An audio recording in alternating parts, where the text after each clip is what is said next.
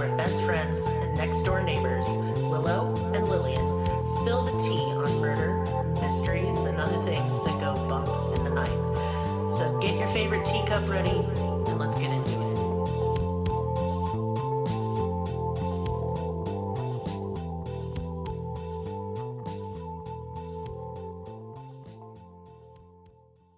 Welcome to Cruelty Podcast. This is Lillian, and with me is Willow. Hello. Hello. Hi. I don't like the holidays, and this month was mean. Yep. And now I'm tired. And now it's the end of November. Thank God. But then we're going to go into Christmas month. So. No, we're not. Yep. I'm in denial, and There's I'm not no doing Christmas. Bah humbug. Canceled. Actually, on our Discord, we're doing a Secret Santa. Are we? We are. Oh. It's cute. Oh. So, like, what we're doing is, $10 is the limit. Yeah. And you get assigned a person, and you send them a little $10 gift. And I just think it's cute. How do you get assigned? Well, you gotta go into the Discord, dumb bitch. Oh, yeah. I need to do that more often. Yes, you do. But if you go in there and say, me, I'll put you on the list. Okay. We're also we're taking, basically, you can nominate yourself or nominate a family or a friend that you have that is struggling this year and maybe needs a little extra holiday cheer, a little help from their friends. So we're going to try and fundraise for some needy families and people this year. Because this is a year to do it. My goodness. Whoa. This year has been really hard for every single person that I know, including myself and you. Uh-huh. Yep. I don't even... Look, I'm going to be nice today. We're in this together, though. This is That's the last case for our Murderers Who Are Children month. Yep. What'd you call it? Minors Who Kill. Yeah. No, murderous minors. Murderous minors. Can't alliteration today. I'm very, very tired. Waita. So this case is startling in its brutality. When kids kill, we always assume something like had to have happened in their childhood or in their, early childhood or in their upbringing. And even then, I've been really surprised by the level of viciousness in these cases. My God, this one is next level. I'm going to warn y'all right now. The trigger warnings for this are depiction of brutal injuries and mention of sexual assault. Now, while a sexual assault didn't occur, you'll see what I mean a little bit later. But if you are triggered by, I don't go into graphic detail, I think you'd be fine on this. But I will not hesitate to mention, even if I say the word sexual assault, I like to trigger warning. Yeah, absolutely. This case really hurt me. It just is so evil. That's the only word I have for it. It's just evil. But it has this, the ridiculousness of childhood and immaturity mixed into it. And you'll see what I mean. It's just wild. I don't know. So on November 13th, 1999, north of Liverpool, England in Liverland, and excuse me, it is November 13th. Sorry. The sources on this, okay, when I do cases that are not in this country, I find sometimes sourcing is a little iffy. We have reports that it was on the 12th that this happened, but also on the 13th. So I'm saying the 13th because most sources did. So did it happen in the middle of the night? Mm-hmm. That happens a lot. Yep. Mm-hmm. It happened at 1 a.m., 2 a.m., around there. So emergency responders received a strange phone call. The caller said there was a badly injured boy in Moss Lane Park. The caller remained anonymous and refused to identify themselves. And when the responder asked, well, how badly injured is he? He said he believed that the boy was dead. And while we don't have a recorded call to listen to, there was I watched several documentaries. There was a reenactment of the call, and the caller sounded young because the caller sounded very young, like a boy himself. So just put a pin in that. So police were dispatched to Moss Lane Park, including with an ambulance. And at first, they didn't find anything. Police believed that the call was a hoax. However, the next morning on November 14th, a man walking his dog made a gruesome and horrific discovery. The man stumbled upon the body of 15-year-old Michael Moss. He was naked. He had been stabbed over 40 times. His body was battered and bruised, covered in blood, and his face wasn't recognizable. The attack had been brutal. This murder would come to be called the Reservoir Dogs murder after the movie of the same name, which is directed by Quentin Tarantino. And the killers were children themselves. What could drive a kid to do this to another child? The killers tortured Michael Moss for over 2 hours. They kicked him repeatedly in the head, making like they were kicking a soccer ball. Then they mutilated his body so that some parts of Michael weren't even recognizable as belonging to a human being. And I won't get too much more into that because it's just terrible. Michael Moss was born on December in 1983. He had 2 other older siblings, sisters, and he had a normal upbringing, both mom and dad in the house. His parents both had to work to support the family. In fact, his mother went back to work just a week after he was born, and I'm sorry, but that's badass. I had to go back to high school a week after my son was born. Oh, girl, how? That's terrible. I had to so I could do hair school. Wow. Mm-hmm. I bet you were hurting. It sucked, dude. I bet it did. Mm-hmm. So Michael loved football, and he played on the school's team. And by football, I mean soccer. I don't know why England has to be special and say stuff different. But that's Actually, okay. doesn't most of the world say football? Yes, Yeah. but this is America. Football. This is America. America. And I know we're the ones saying it wrong. Inches, foot, football. Indeed. I Fuck hate the this metric country. system. How many bananas long is it? How many chicken nuggets does it equal? It's fine. But anyway, he loved taking things apart and putting them together again, but he did not like school very much and wasn't very into studying. Same, my friend. Mm-hmm. He was a big fan of motorbikes and car races. And Michael was a popular, good-looking kid. He adored his friends, and he loved going out with them and just having fun. Michael was particularly close to his father, Brian. Michael would come home from school, and his mom would then have to leave to go to work. So while she's at work, his dad would stay home with him and his siblings. And this time spent together formed a very strong bond between the two of them. Like they were best friends. This is so pitiful to me. Mm-hmm. When Michael was 11, tragedy struck at home. One morning, Brian went to work and never came home again. He'd had a brain hemorrhage. And the man that came home from the hospital was a completely different person. Oh my God. The once gentle, doting father became angry and unpredictable. From a brain hemorrhage? Yeah, brain injury can really fuck you up. And it can just happen just like that without any... Yes, it can. Holy shit, So, that is scary. A little anecdotal scary tale is my mom was a pharmaceutical drug representative. What is that? That is somebody that goes around to doctors, right? And says, here, buy this drug. It's the best one. And then she would make sales commissions. And she made a friend, a woman named Francesca, and she was awesome, and I loved her. I was about 8 years old when I met her. And she was just a beautiful, vibrant, young woman. She was like in her late 20s. Dropped dead from a brain aneurysm. What the fuck? Just dropped dead. Terrible. That his dad even survived is a Yeah. miracle. Yeah. But however, that same year, Brian passed away. This completely tanked Michael's mental health. The bright and happy boy became withdrawn and started acting out. Kind of simultaneously. Like withdrawn socially, but like acting up in school. Like he wasn't seeing his friends. He lost interest in all of his hobbies. He was becoming kind of unmanageable. Like real problem behavior. His behavior became so out of control that his mother kind of didn't know what to do, and she was not in a good place herself. She had just lost her husband, who had, before his brain injury, been the most loving, wonderful husband, like, on earth. Right. And so she's going through, like, I think she just kind of went through, in a short period of time, 2 stages of grief. Yeah. Yeah. And I can't imagine. And now your kid isn't even acting like themselves. It just sounds like a nightmare for her. Michael had a caseworker and therapist. His mother took him to a grief counselor. And it was decided and advised to put him in a youth home so his mother could care for her other children and for herself. Because she just wasn't able to take care of Michael in his state. Yeah. The care home wasn't like juvenile hall or a foster home or anything. It was I'm trying to, like, we do not have these in America, and man, maybe we should. Mhm.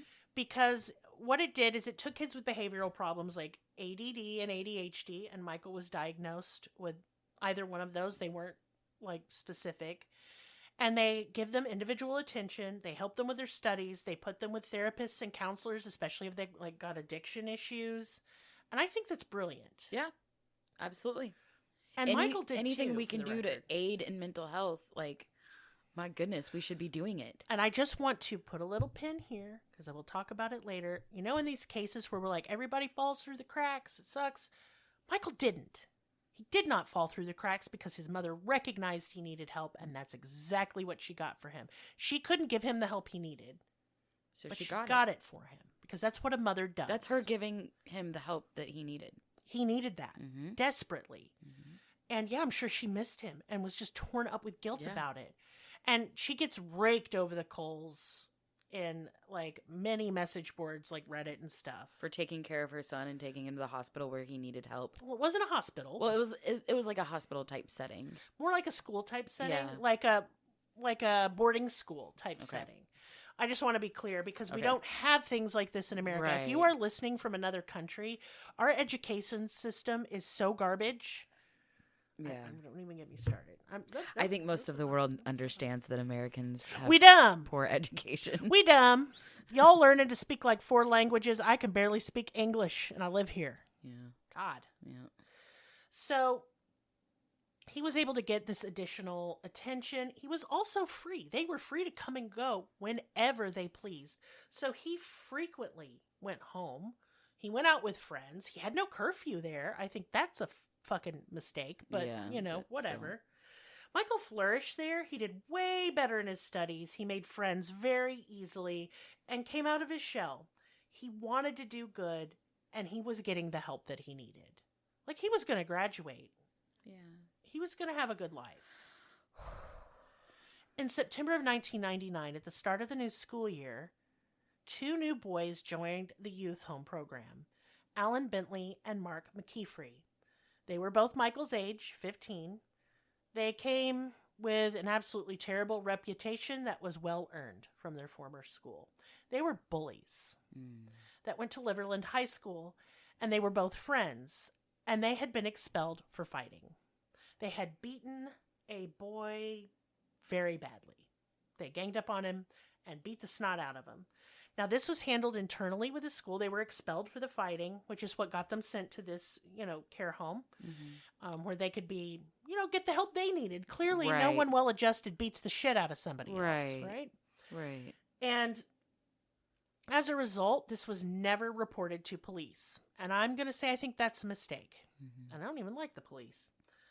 Later that school year, Michael started a new program at another special school in Liverpool. And this is where the other 2 boys ended up getting transferred at the same time, roundabouts. And there was no way of knowing that this would lead him directly in the path of Alan Bentley and Mark McKeefrey. Now, Michael knew both Alan and Mark's reputation, so he completely avoided them. He was not like an uber macho type of guy. He was kind of a sensitive kid. I mean, he was into a lot of like typical boy stuff. But I just want to point out that sensitive doesn't mean girly. Okay, we all have Right. feelings because we're human. Right. I just see a lot of weird stuff being said in this case, and I will not repeat any of it because it's stupid. Because he's sensitive? Well, that's why they picked on him, but that is not why they Oh, picked on him. Gotcha. It's I just not. hate that boys can't be sensitive. It's so annoying. It is Oh so my fucking God. annoying. It turns into men who can't express their feelings. And why? It's a disservice to them more It than anything is. else. It is so sad. It to me. is. I think it's very telling. So someday, if you have time, go on to Reddit and go and search up if men could be free Oh, for a day. And don't it's do stuff this. like I know. I would take a bubble bath. Yeah. I would smell like flowers. Maybe I'd pick some flowers. Are you fucking kidding me? Mm-hmm. And the flowers are not feminine. They are pretty and they smell good. Mm-hmm. Everyone knows this. Objectively. Objectively to the world, we know flowers smell pretty Mhm. and look pretty. Mhm. And if a man can't say, I like this pretty smelling flower, Well, that's all Yeah. fucked. Yeah. It's all fucked. Yeah. Yeah. Men, if you're listening, You deserve flowers too. yes, you do, baby. And you get yourself to Bath and Body Works and you get you some flower lotion and you just slather that on. And you know what women will say in your life? You smell fucking delicious. Yes. Let's bone. Yes. Moving on. Yeah. You know I can get on that soapbox all day long, but I'm not gonna. Nope. So, Alan had a childhood sweetheart. Aww. And I guess, no, Alan. Oh, He doesn't sorry. deserve a childhood Sorry, I sweetheart. thought we were still talking about Michael? Michael. No. Okay. So Alan had a childhood sweetheart. They had literally been like boyfriend, girlfriend since elementary school, which is fucked. No, you don't have a girlfriend. You're 8. Stop I it. had all of them. I did not, but I had friends who did, and it baffled me. I just held hands. I held hands. That's fine. I'm sure that's all this was too, although I don't know about this kid. Anyway, they broke up. Okay.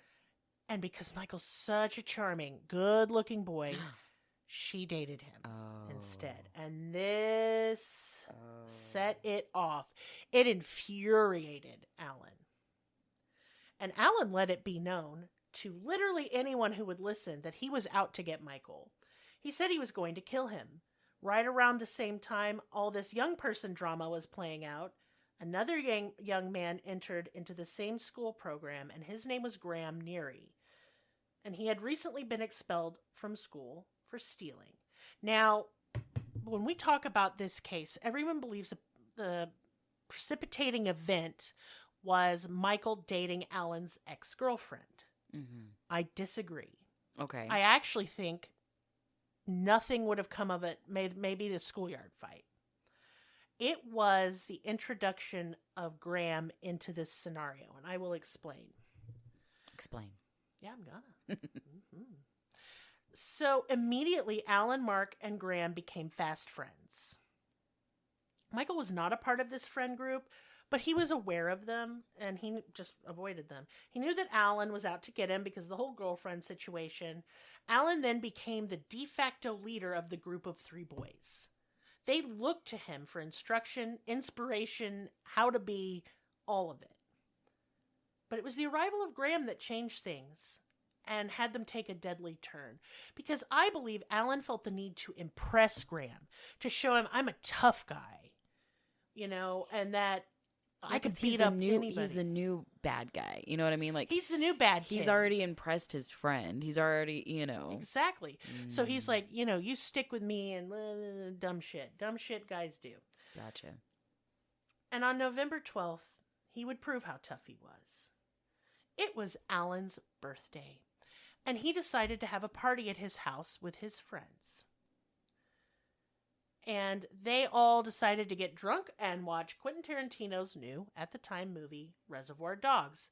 So if you have not seen the film, well, number one, you should. I think it's one of Tarantino's better movies. Absolutely, hands down. It is an absolutely great movie, but I will summarize the plot real quick. 6 criminals with pseudonyms, and each strangers to one another, are hired to carry out a robbery. The heist is ambushed by police, and the gang are forced to shoot their way out. At their warehouse rendezvous, the survivors, realizing that they were set up, try to find the traitor in their midst. Now, like all Tarantino movies, this is a violent bloodbath. Yep. With lots of quippy dialogue. Oh, yeah. Not a movie for kids. Nope. But let's face it, I watched it at 15. Like, I was around 15, 16. Actually, I was probably a little older. But whatever, I watched it in my teens. And I loved it. I thought it was great. I thought it was cool. I love heist movies in general. Yeah. And with Tarantino movies, especially the gore, I always look at it from like a scene props and like, oh yeah, it's an artistic. I look at it from like that aspect of like. Man, Tim Roth killed it in that fucking movie. Yeah. Which one's that? I think it was Mr. Pink, the one that the cop, gotcha. The undercover cop. And I've just spoiled it for all of you. So it's okay. That's Nobody okay. knows. Look, it's from 1999. If you don't know by now, you never will. Anyway, you should know it soon. And in the movie, you know pretty much right away that he's the undercover cop, so I am not spoiling anything for you. It's fine. Yeah. They'll forget anyways. You should watch the movie. Watch it. So I didn't find it inspiring watching it. I just thought, what a cool movie. Have fun. I'm not going to go do it. No. However, The boys at Alan's party did find it inspiring. It's like those Scream kids. Yes, and Doesn't of it course, remind you of that one? It does. This really does, big time. Yeah. The Casey Stoddard case. Yes. I fucking hate that case. Yes. My God, I hate it. Mm-hmm. That was brutal too. Mm-hmm. And they were kids. And they were right around the same age too. They were older. They were And- like 17. Yeah. 15 just seems awful young to me to be doing something like this because I have a 15-year-old. Yep. And John won't even kill spiders. Yep. He puts them in cups and lets them outside. Mm-hmm. And he doesn't just toss them, like he gently places them. He's like, in their habitat, because Yes. Yes. so cute. So when I look at John, I'm just like, how did they do? How? I don't get it. So the boys also were drinking huge amounts of vodka. Now, I'm not entirely sure on the alcohol laws in Britain, but I do know kids can drink. Yeah. I don't know if they can buy it, but I know they can drink it. I don't know if they can go into like a pub, but I do think the drinking age is like 15 or something. I should have looked this up. Yeah. I think like you can go into a pub at 17. Tell me, British That's tea crazy. bags. Tell me what the drinking laws for minors are, because Yeah. these boys drank all the fucking time. Yeah. Yeah. So Graham got so shit-faced that he passed out. And it was at this point during the night, excited from watching the violent film and charged with rage and alcohol, that Alan hatched his plan for revenge against Michael Moss. Alan had Mark call Michael. Mark used Michael's love of motorbikes to lure him out. The call came at 1 a.m. Mark told Michael that Alan had gotten a motorbike for his birthday and that they all knew how much he loved them. So they asked him to come out and look at it. Like he could even ride around on it. They wanted to show it to him. But there was no motorbike. And while Michael had been avoiding Alan and his friends, this was just too much of a temptation. It was like the thing he loved the most. And maybe for a minute he felt relieved, like maybe they don't hate me. Maybe they are cool and I can be friends. Just so sad to me. Just so terrible. It's heartbreaking. It is. Now, because Michael lived in his school, the youth home, he was free to come and go at any time. He didn't need permission. However, he was required to sign out and alert the staff when he was leaving. And the staff knew who the phone call had been from because they operated it like a switchboard directing calls to rooms. And so that they knew Michael was leaving the school to meet up with Alan and some other friends. Now, the staff did caution him about going out so late, like it's 1 a.m. Yeah. And they did ask him to reconsider, but again, he was free to do as he pleased, and that was just too much of, that was right up his alley. He really wanted to go see this motorbike. And so he went. He took the bait, and he went to meet up with who he just thought he was meeting up with, Alan and Mark. He didn't even really know Graham. And Graham, if you remember, is still passed out at Alan's house at this time. So Michael was told to meet them at the local park, which was Moss Lane Park, and he met up with Mark first. Mark was just standing there, and he's like, hey, come on, it's further into the park, I'll show you. However, when Michael went deeper into the park, all he was greeted with was Alan. Of course, there was no bike. Alan didn't even say anything before attacking him immediately. He started headbutting him and beating him. The boys, this part's hard, just FYI. The boys then strip Michael of his clothes. Now, this, of course, has a sexual component, and I am finding in a lot of these murderers who are children, there is that component. In the first case I covered this month, there was that component as well, when she mutilated her private parts. I don't know that this was sexually motivated so much more than they wanted to emasculate him.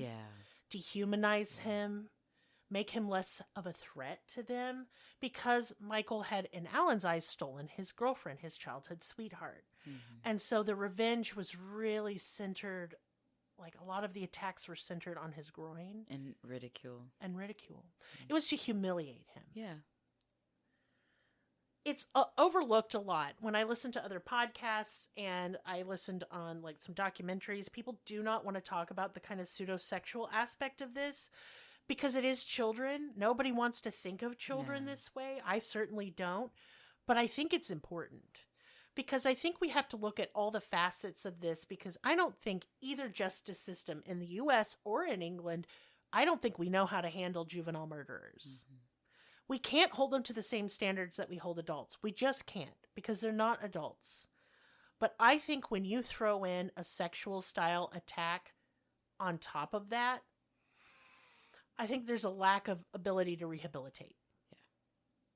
I think it goes deeper, and I think it's more pathological and I think it's more likely that they will reoffend, I think is what I'm trying to get at. I don't know what you think about that. I just think that sexual acts are adult acts. And I know that obviously, clearly, I know that teenagers have sex. Even young children, we're all sexual beings, including them, and no, this is not kind of proponent. I do think that it should affect their sentencing and the way that they look at the case in court, for sure. I don't know about likelihood of reoffense, but I do know that it takes it to that extra level that could be more of like that the sadosexual killings. Yeah, and it becomes almost like muscle memory, and you build on it, and I could see that for sure. And I think it makes Alan, who is the ringleader, these are all his ideas. Yeah. And he took it way farther. And it's his birthday. And it's his birthday. Who the fuck would want that on their birthday? Jesus Christ, Something's wrong. Yeah. Now, you're going to notice that I do not talk about these kids' backgrounds at all. Well, good luck finding anything out. Right. Yeah, there's just not a lot because they're minors. Yeah. Sometimes we'll get the sad backstory. Sometimes we don't. Usually we get the sad backstory from like jailhouse interviews when the kids are older. We just didn't have that in this case. These kids were so hated by the, public. I just couldn't find a lot of information on their background. I really wanted to center Michael instead. Yeah. In this episode. Yeah. Because even when we talk about victims, we rarely completely center them. And so this one, I wanted it to be Michael's story. Mm-hmm. And I don't know. I think a lot of times, too, we don't want to talk about the sexual aspect of kids because, number one, human beings are all sexual beings from fucking before birth even. And I'm not saying that then kids should have sex. No, they're not emotionally mature. Gross. It's got to be an adult decision. Yeah. They cannot consent, obviously. Mm-hmm. But I think it's important that we not leave it out of Michael's story. Because a lot of people think maybe it demeans his memory, but I don't think so. I don't think it demeans his memory. I think that because he's a boy, people think that, and because the perpetrators were other boys, and then we have some homophobia thrown in there, and I'm not trying to harp on this particular section. It's just the fact that it was left out of 9 out of 10 things I looked at. Mm-hmm. I think we don't want to talk about men being sexually assaulted. Society is super uncomfortable with this. Like, we get it. Women are sexually assaulted. Yes, but we make jokes about women being sexually assaulted all the time. We do about men, too. It's all throughout, like stand-up comedy and stuff like that, too. Know. And it's normalized, but, yeah. It makes it to where men who have survived sexual assaults can't really come forward and talk about their experiences. We have made it, like, such a woman-centric topic. Yeah. That's the point of ridicule, not being believed. They see this happening, and then they get emasculated when they come forward like, well, you couldn't defend yourself? Exactly. Well, no, he couldn't. Yeah. And no, you can't always. And sometimes sexual assault's weird, y'all. Sometimes there's coercion. Sometimes you're unconscious. This does happen to men, and it happens to men way, way more than it's ever reported on. Exactly. And it's going to continue to happen to both men and women until men also have a space in which they can talk about it free from ridicule and get the help that they need. Mm-hmm. It just makes me sick. Because the suicide rate for men goes up with the sexual assault rates. They have no one to tell. Hand in hand. And they have all that pain. And fear and shame. Yeah. Because that is what you feel as a sexual assault survivor. Yeah, absolutely. That's how I felt. Absolutely. And that's looked upon as being weak. And men don't want to be weak. It's not being weak. You fucking survived. Yes. Being weak is mashing it down and not having the, cojones to talk about it. So let's talk about it. Yeah. I want to have every opportunity. That's why I'm harping on this. And it's not to demean Michael's memory at all, but it's to stress the importance of not leaving these things out when we talk about these cases just because the victim was male. Period. Okay, I'm done. Done with that. And I will be moving on now. It's just, I was really shocked when I was doing the research on this case on how often it was just not mentioned. Right. And it's the first thing that happened to him in this attack, really. So, I wanted to talk about it. Just makes me sad. Yeah. So, the boys started kicking Michael once he was down. Most of the kicks were to his head, but many were to his groin as well. Clearly, they were trying to demean and humiliate him, and they wanted to emasculate him. After being kicked and beaten, Michael lay there, but he was still alive. Alan and Mark went back to Alan's house because they wanted to tell Graham what they'd done. Remember, he's not present. Yeah. Yeah. Because he was passed out. They left Michael badly beaten alone in the park way past 1 a.m. in the cold, naked, to brag about what they'd done to him to their new friend to impress Graham. They woke Graham up and told him to come with them. They had something to show him. So now all three boys walked back to Moss Lane Park, and what happened next is the reason why this is called the Reservoir Dogs murder. They showed Graham what they'd done, and the attack resumed. They jumped onto his head. They took penalty shots with his head, kicking it like they would a soccer ball. They started cutting him. Alan smashed an empty bottle of vodka, and he used the shards of glass to stab him and slice him and mutilate his body. They played a game of tic-tac-toe on his back using the glass to scratch it onto his skin.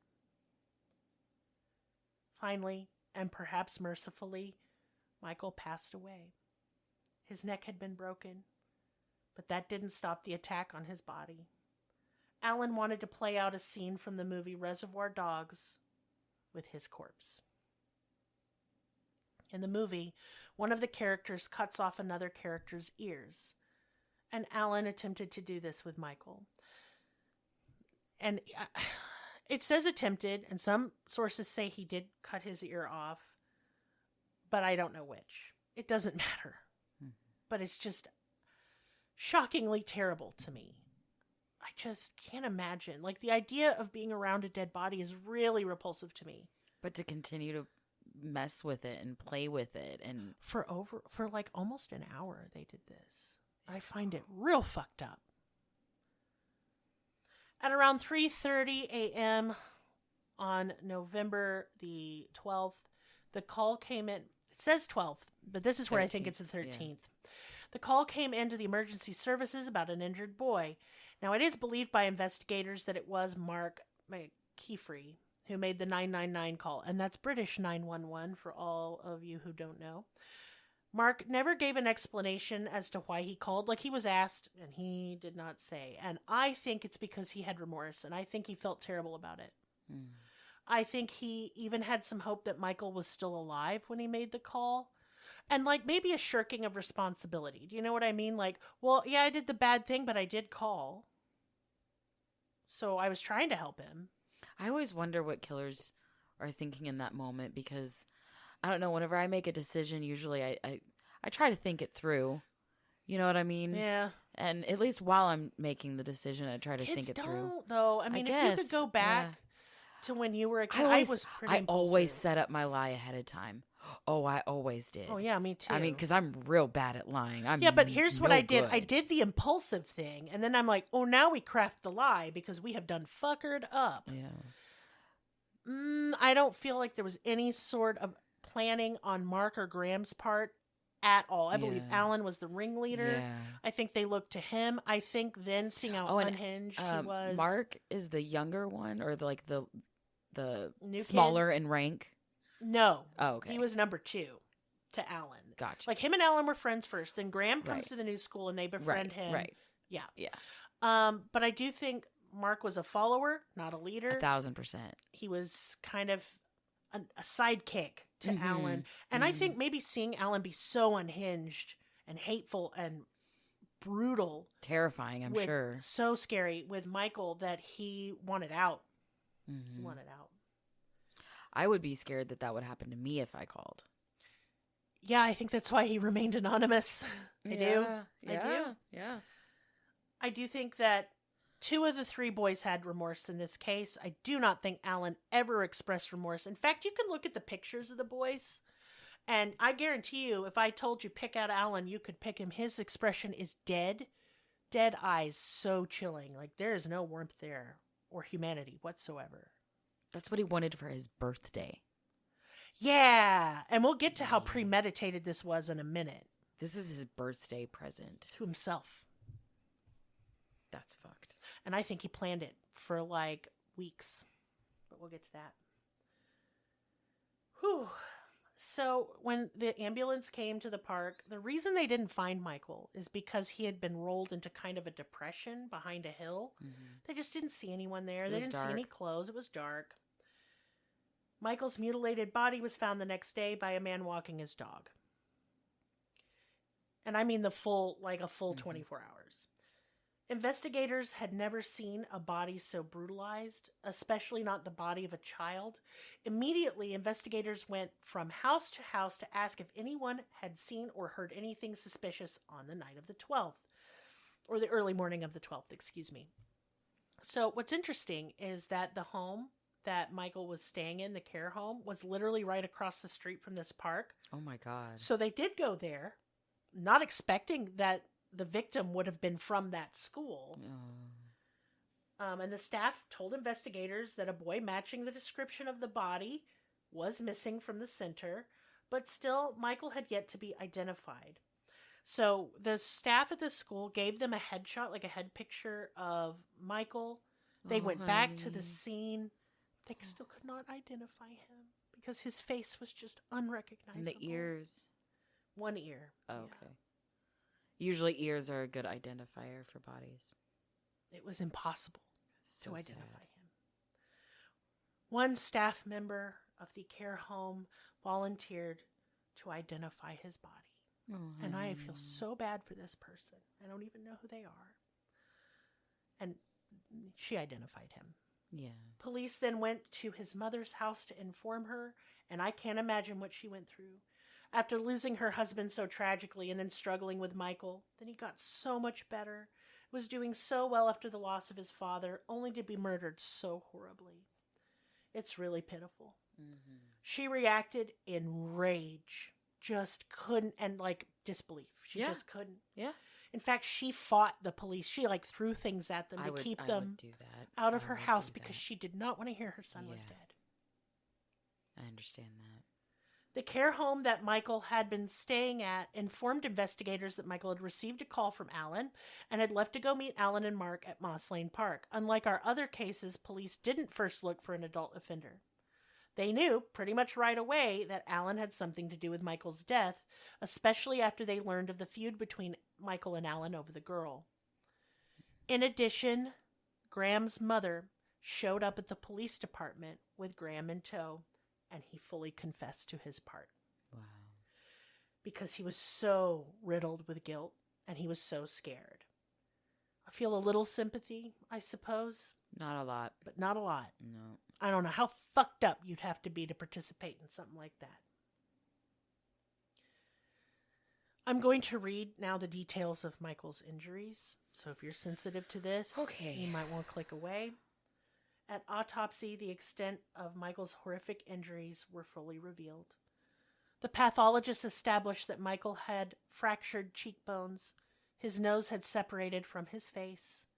He had fractured eye sockets, blocking his airways. That's how bad it was. His eye sockets? Mm-hmm. Now, he had died before then. They continued to stomp on his body. It was also established that Michael had 10 broken ribs, a break in his cervical vertebra, and 50 bruises to his body. The pathologist also listed that there were 48 cuts and wounds to Michael's body, and that he had a very deep wound between his ear and his scalp where Alan had tried to cut his ear off. Finally, a footmark bruise was found on Michael's groin, and it was concluded that Michael had been kicked at least 60 times to go along with 49 stab wounds. A lot of these injuries were said to have been inflicted post-mortem. In fact, they matched the bruise to one of the boys' shoes. That's disgusting. I'm sorry, I didn't think I'd get emotional. It's just, he was just such a sweet-looking kid, you know? Yeah. And they just look sweet. All of them look sweet because they're little boys. And it just horrifies me. The other 2 boys were brought in, and their homes were searched. In Alan's house, they found, next to his bed, a drawn comic strip that showed him murdering Michael. And he had drawn it himself. So, it has never been confirmed, and Alan will not talk about it. He has said very little, as a matter of fact. On whether he drew this before or after the attack, I fully believe he drew it before. He didn't really have much time after the attack, only a handful of days. I believe he drew it before, and it was part of his plan. If he drew it after, what that tells me is that it was his memento from the killing. He wanted to remember it. Either way you look at it, horrific and terrible. He either meticulously planned this in his mind, and that's what I do believe, by the way. I think the only inspiration that was kind of sudden was the cutting off of the ear, but I think everything else was something he planned. Because if you think about it, he lured Michael out there with something that he loved, motorbikes. Mm-hmm. And he killed him play acting something that he loved, which was football. Oh my God, I didn't think about that. Yeah, it gave me chills when I fucking thought of that. That's so depraved. Yeah. It's just so depraved. I just can't. Alan and Mark denied having anything to do with the murder, despite the comic being found in Alan's room. And he still denied it when presented with the drawing. So investigators really started combing their houses for forensic evidence. And man, they found a shit ton because kids are dumb. They even brought in washing machines, and they gathered like blood evidence from those. Yep. Fingerprints were taken from the broken bottle bits and matched the boys. Footprints on some of the clothes of Michael's matched both Alan and Mark. The fingerprints on the bottle shards matched. The 3 boys were then charged with murder. Michael's mother couldn't bury her son for 6 weeks due to his body being evidence. And I can't imagine that. Like he's just become some object. Yep. And again, I do want to touch on the criticism that she's received. I won't hear it.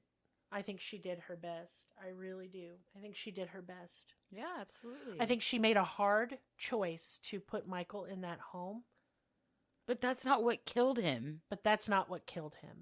Now, if he were in her home, he'd probably just sneak out to go see his friends. Exactly. Like, I would have. Teenagers. Oh, I say we, as if I'm not a 33-year-old adult woman, but when we were teenagers, I snuck out all the fucking time. Yeah. Hell yeah. I hopped off a roof to sneak out. Hell yeah. How many ankles did I sprain? All my ankles, all the time. All 4 of them. Kept going anyway. Mm-hmm. Because kids, boy, it's hard to remember what you were like when you were that age. You can remember the events, but it's hard to remember the feelings. Mm-hmm. Like, because I think of some of the shit that I did, and I'm just like, but why? Mm-hmm. And I don't know. I don't know what the fuck I was thinking back then. I was deluded and stupid. Mm-hmm. No. I think that the care home not having a fucking curfew is outlandish and ridiculous. What do you mean they're free to just roam around? Absolutely not. If there's any culpability anywhere, it's there. It's there. Yeah.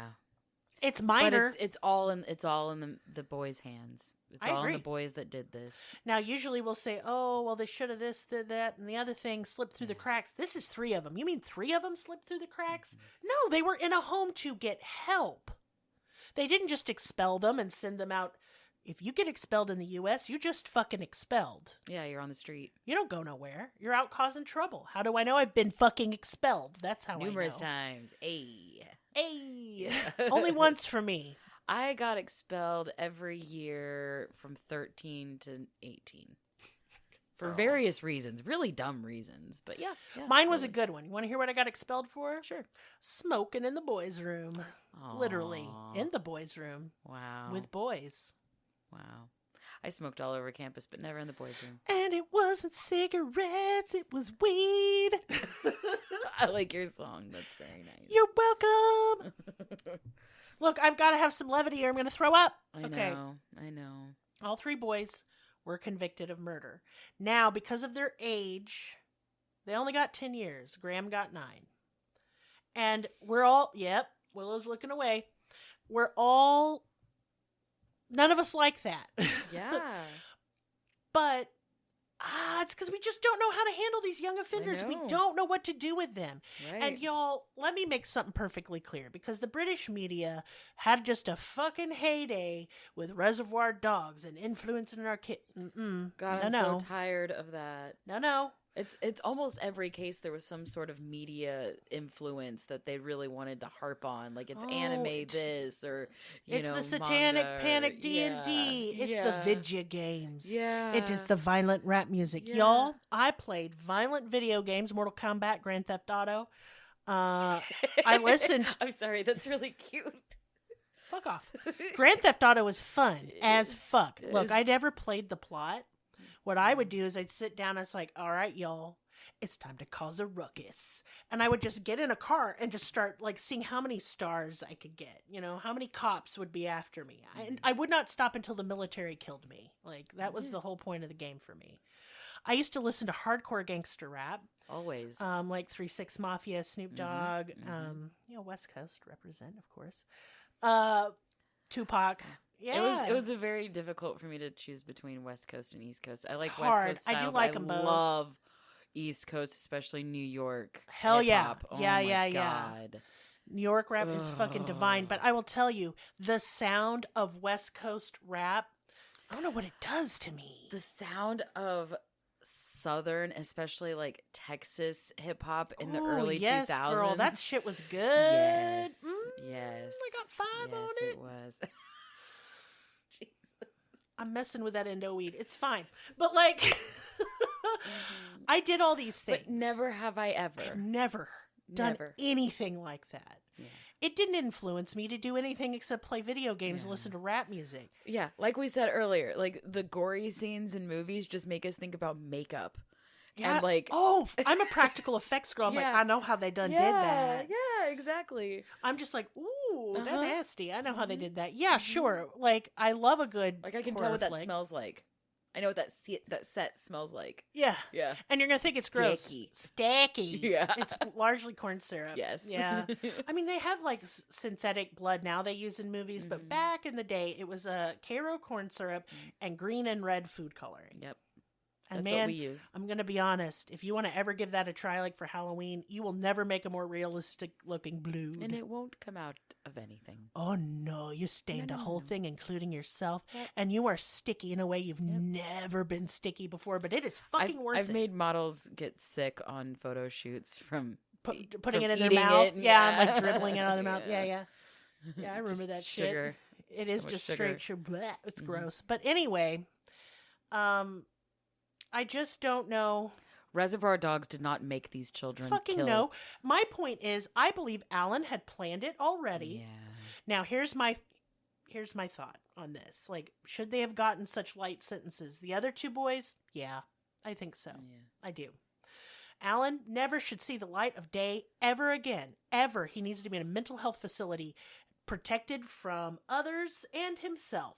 I just think that these cases where children are the perpetrators, I think it needs to be a case-by-case situation. Yes, it does. Maybe a decade-by-decade situation. Agree with you there, there, they too. are just highly monitored. They have psychiatrists and psychologists watching them and studying them 24/7.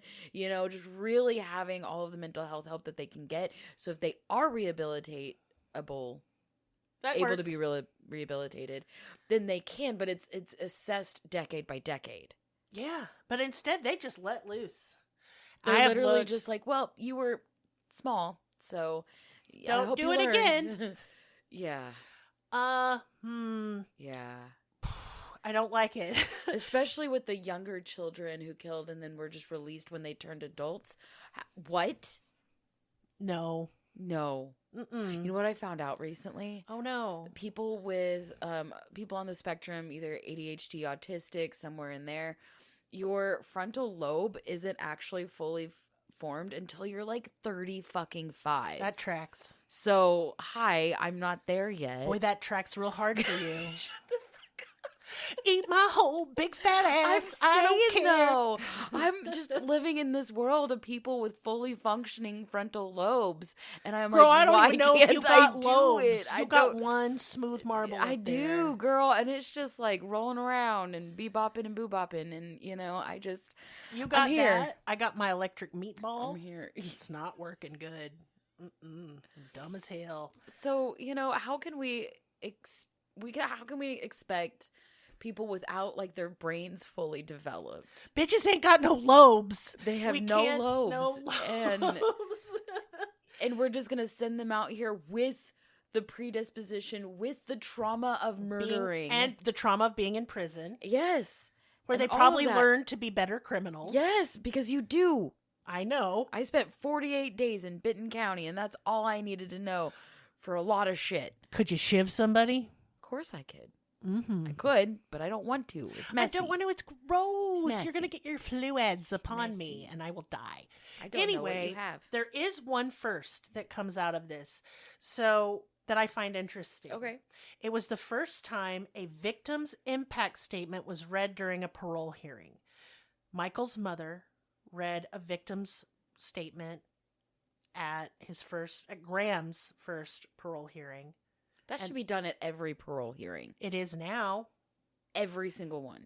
If the victims want to. Sometimes they don't. Of course, but I'm saying. But it is encouraged and usually done now. Yeah. But in England, this was the first time it was done at a parole hearing, and he was denied the first time. Good. But the second time, part of the stipulation is she could read a letter, but she could not communicate to Graham. She did anyway. She said, "You won't even look at me. Not even now." And that basically got him his parole. It got all three boys paroled, and she really regrets that. But I don't think it's her fault. I think they were going to be released anyway. That's not fair, though.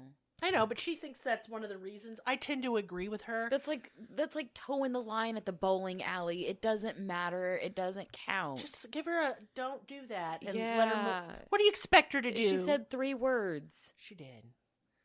Bless her. God. And she just regrets it. And I hate that for her. But that's not fair for her. It's not. She shouldn't have to regret that. No. But anyway, where are they now? I don't fucking know. I tried looking. Got nowhere. Hopefully nowhere near Arkansas. No, they're in England. So we got other problems here. Don't worry. Yeah. Yeah, we have a current active serial killer in Arkansas too. Yes, we do. I'm probably not his type, so it's fine. Unless I am. No, you just have to be there walking down the street. Oh, fuck. Well, I don't do a lot of walking around. So I'm safe. You won't be there. I'm not going to walk on anything, not any street or road. I'm in my house where I belong. Do you want to announce next month's theme? Yes, I was just about to because I like to do it. I thought it was a nice transition. You're going to have to help me, though, because I know we talked. How about you announce it? I'm too stupid. So we did a poll last month, and so we did the first suggestion, and then so this is going to be the second one, like the second one. We had our people vote on it. Yeah.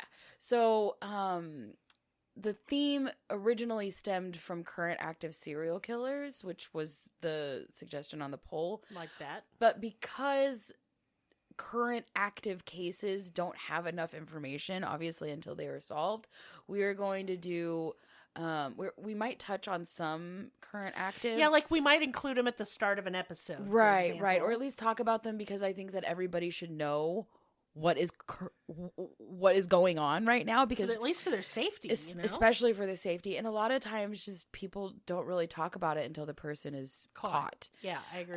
But we do have so many cases where serial killers were not named, were not caught, could possibly be active, might strike again, but essentially killers who are not caught.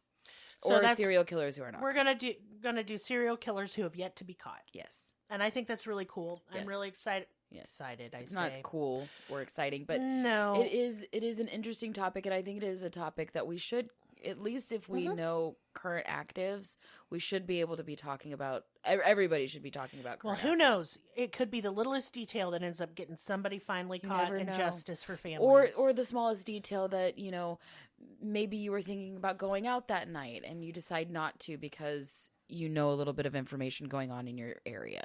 Yeah. That kind of thing. Yeah. Like, for instance, there's a road. I'll have to get more information on it. I just found out about it before coming over here. But there's a specific road in Mexico that right now you should not be on. It's called like the Road of Death. You know, that sounds like a road I don't want to go down that one. So there's like different things where if we know what's currently going on, maybe we can keep each other safe. So hey, why not? Yeah. Now for business time, first of all, this is not going to be much fun. I'm going to be restructuring business time. How are you going to do that? I'm glad you asked. I'm going to record a little commercial. Oh, that's nice. Especially if I'm saying the same things. Yeah. There will be a little bit at the beginning for new business, but there's some business that's always like our Patreon. It's always the same thing. I just want to give you guys the information because I know if you're like me, I listen to a podcast. And yes, I even listen to their business time because all podcasts have one. Yeah. I just like hearing them talk. Mm-hmm. That's why I'm listening. But I'll listen, like half listen, and so I miss information. So that's why it's repeated. It's not to be annoying. And it's also, we don't know if somebody's listening for the first time or the second time. Every episode we put out, there's first-time listeners. It just happens. It's just happening. So I'm going to be changing it up. And the only business time I kind of want to do today is, number one, we have a Patreon. I just advise you to go check it out. Yeah. Just go look at the Patreon page and you'll see how many posts we have. We have so many. Mm-hmm. There is so much content. There is a tier for everyone and every budget. So go on over there and look. It's where we have extra episodes, discussions, all kinds of stuff. Cool place. Join our Discord. You want to suggest cases?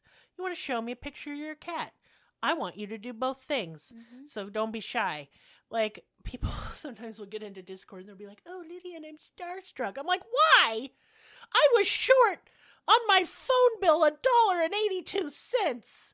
I am a trash bag. You don't need to be anything but hello, friend, because that's how I feel. Our listeners are friends, and you are welcome in our Discord. So please come say hello, because we do a lot of fun stuff like vote on monthly themes. Mm-hmm. The last Maris Monday was a suggestion from a listener. So we do take those suggestions seriously and actually do them. Yeah. Because this is for y'all. Yeah, absolutely. If you want to vote on themes, we do that. You know, it's suggest us cases. I love that shit. I love that. And memes. I know you guys are hoarding them. You have them in your phone. Freshest memes. Give them to me. Look, I need them. 2024 is an election year. We all know it's going to be fucking bananas. I need as much disassociation as I can get. The memes are going to be fresh. Make me laugh. They're going to be piping hot. Yes. They're going to be ridiculous. I full need of existential dread. Please Yes. shovel them into my face. Yes. For my collection. Yes. Thank you. So, yeah, also, my 15-year-old kid is making candles. They legit burning one now. Willow, tell him it smells good, because it is. It's delicious. Isn't it lovely? And it's still burning. Oh, yeah. These things, like, one small one burns for, like, 24 hours or something. I think we timed it. John did, anyway. John's really intense about it. Good. Well, at least he knows. So, buy John's Jondals. Don't call them Jondals? Don't do that. They're candles. They're Jondals. They are candles, and they're beautiful. They are beautiful. He also decorates them. I love that. I'm sorry, but it's real cute. He's doing really good stuff. He's doing really great. No, it's like actually excellent. Yeah. Like I would like sell it to just family if it was bad. Right. But it's actually legit. So that's all I got. I am tired. This month hurt my feelings. I didn't like it. Yep. I have cried almost every case we've done. Yep. And I guess because I'm just sensitive about kids, I can't help it. Makes me cry. Especially because most of the children who kill are killing other children. And I only had one in mind that killed an adult. Right. It was really, that case fucked me up. It just gave me bad dreams. And if you guys are feeling in a holiday cheer spirit, I'm going to lay this on you real quick. Mm-hmm. My Thanksgiving fucking sucked. And I didn't like it. And I had a very bad time. No, I will not elaborate. But it involved a broken tablet. Like a tablet. I was like, what other kind of tablets are there? There are many other kinds. I remembered my 20s. Yep. Pills. I'm not talking about pills. No. I'm talking about an electronic device. It involved a flat tire. It involved a lot of fighting and it was just bad. And if you're sitting on a little extra, we ain't got shit. Me and Willow are fucked right now. We had a bad time. Willow didn't even celebrate anything. I made one pot of soup, which was delicious, by the way, and I've eaten it every day since. I just finished it yesterday. I have 19 cents in my bank account. So if you guys want to show us a little love for the trauma we have endured researching murderous children, I'm going to take it. I'm going to take it because we could use it. I have had a terrible fucking week, like legit. Yeah. My ability to make seizuring and shit too. I don't know what's going on. I'm afraid I'm going to have to visit a neurologist very soon. My epilepsy has gotten way bad. Don't like that. My options aren't great. It's probably like surgery. I don't even want to talk. No, I don't want to talk about that right now. I don't want people cutting on my brain. Nope. Don't like that. Don't like it. But I mean, they've really advanced in those things, and I can't fart around with my epilepsy. So I've been really down, you guys. And I'm not trying to like rain on anyone's parade. But if you want to show us some love, I would greatly appreciate it. I've been having not a good time. Straight up having a bad time, bro. Mm-hmm. That being said, I'm excited for next year. You know what my motto is, and I feel like a lot of our listeners already have this motto, so I know I'm probably speaking to the choir on this one, but it's just I'm gonna be Delulu till it's Trululu, 1,000%. Delulu till it's Trululu. I'm just going to live in this magical world of fantasy in my mind where everything works out for me, and it's gonna be okay, and everything's fine. The Earth's not dying it's in there. Fine. No, everything's good. It's rainbows and goddamn sunshine over here. Kittens and puppies and crap. Mm-hmm. Cookies. Fresh from the oven. I put on the same fucking playlist every single day, get myself hype over bullshit, and it's fine. I'm delusional, but it's okay. You are absolutely off your rocker right now. I am. Yes, but indeed. It's fine.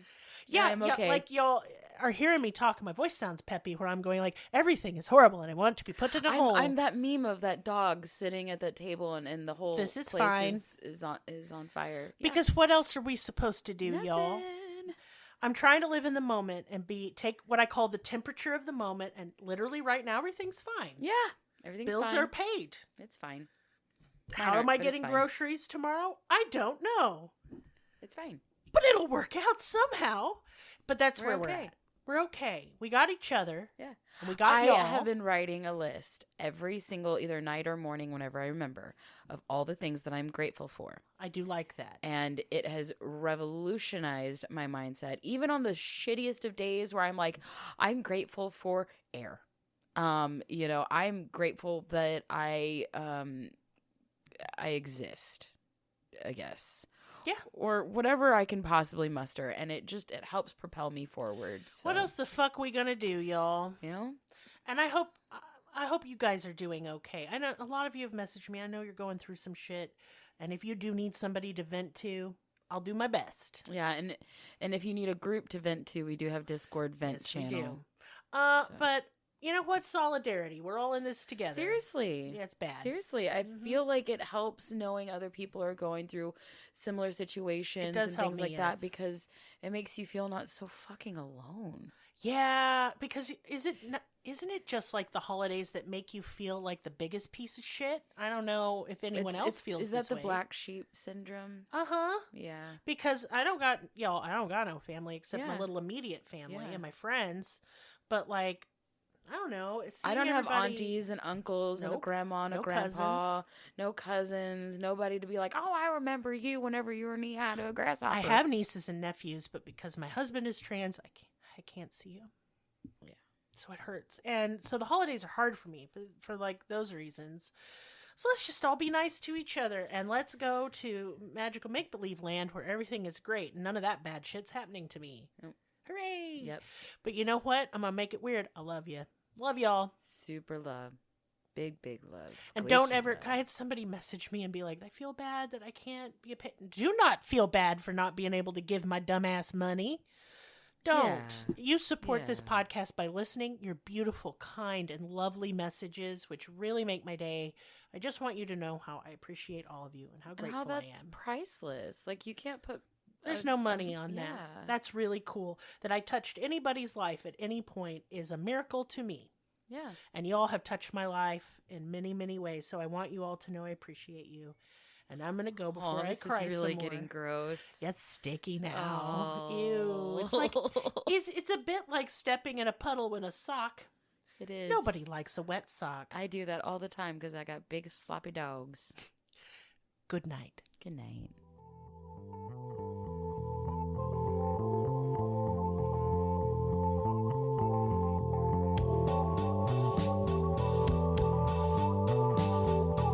Us on your social media platform of choice. Linktree/cruelty has all of the links. Check out our Patreon for exclusive episodes, merch, ad-free episodes, live ghost hunts, and much more. Please be sure to subscribe. New episodes are uploaded weekly. Thank you so much. See you next time. Music and production by Libby.